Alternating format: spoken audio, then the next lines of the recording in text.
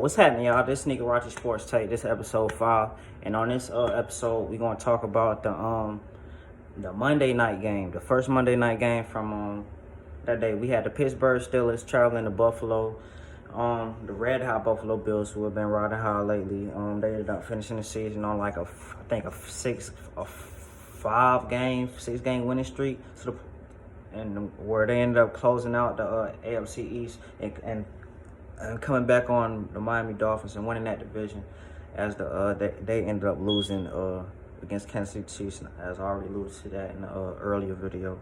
But this game for me, the Buffalo Bills, they won 31-17. Josh Allen, he had a hell of a game, 21-30, 203 passing yards, 3 touchdowns. He also had a rushing touchdown, so that streak of multi touchdowns, it continues. I think that's the longest active streak.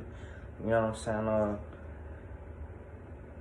It was a balanced attack from the Buffalo Bills. From, you know what I mean, they had 189 rushing yards. They had 189 passing yards, 179 passing yards. So they showed they showed that when they have balanced attack, like they definitely a tough team to beat. And then when Josh Allen not turning the ball over, like it's tough. It's a tough team to beat.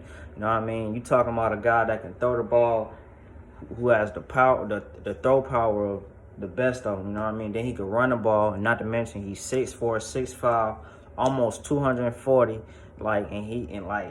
he like a tank when he running that ball, bro. Like he a tough man to bring down. Like he not going down easy. He not trying to slide. Like you gotta bring like 10 chin straps when you trying to tackle, bro. Like it ain't for the easy, you know what I mean? Like it ain't, and the damn sure ain't for the weak. You know what I mean? The game kind of changed when the Pittsburgh Steelers turned the ball over. You know what I mean? When Mason Rudolph, he threw the red zone interception where they could have went up, or they could have cut the lead a little bit. He threw the pick right there. And then when George Pickens, he fumbled he fumbled the catch that he made where he tried to make a move. Then the ball ended up slipping out of his hands, and then the Buffalo Bills ended up going down. I think they got 3. They got 7. They got 7 points out of it. So they ended up cashing in on both turnovers. You know what I mean? So that's a 14-point swing right there. That's basically a 14-point swing where you could have put points up and you didn't. You know what I mean? And that's kind of where I was at with it. I mean,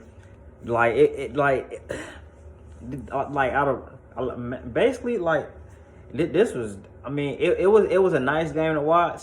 Like, cause I like Mike Tomlin. Like, I root for Mike Tomlin all the time. You know what I mean? Like he's the one coach that I like out of all of them that I would love to play for. You know what I mean? You got him, you got the John Harbaughs, maybe the Sean McVays, but he's the top coach that I would love to play for. Cause you got guys that they want to play for him.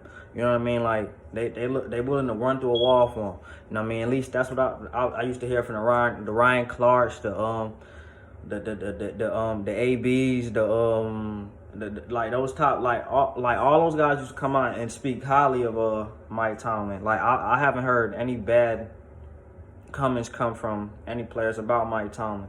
Now let's switch to them. You know what I mean? Like we know they got a lot of questions coming with Mike Tomlin. If you didn't read, a reporter asked a question to Mike Tomlin.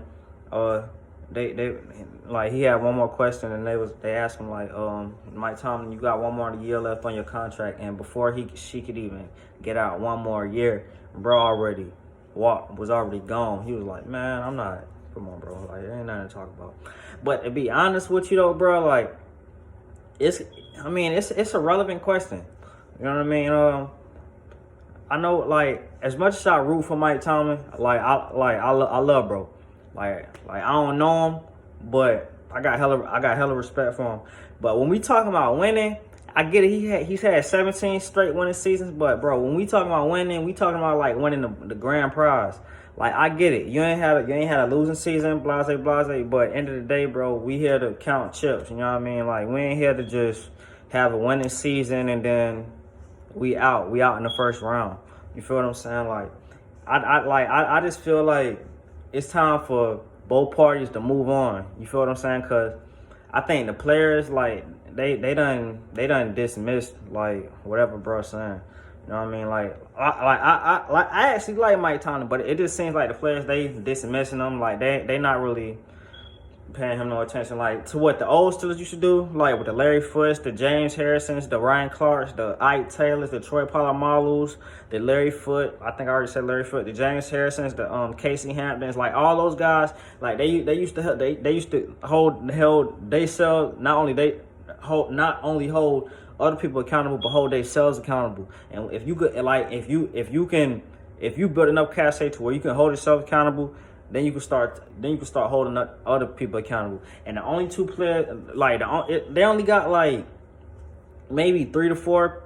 Like I don't know they full roster off the rip, but maybe just T.J. Watt, Minka Fitzpatrick, not Casey Hampton, but Cameron Hayward. That's probably mainly it. You know what I mean? Mostly everybody else, they mainly young guys. You feel me? To the point, like back then they had a lot of vets, you know what I mean? I knew how to keep guys in check.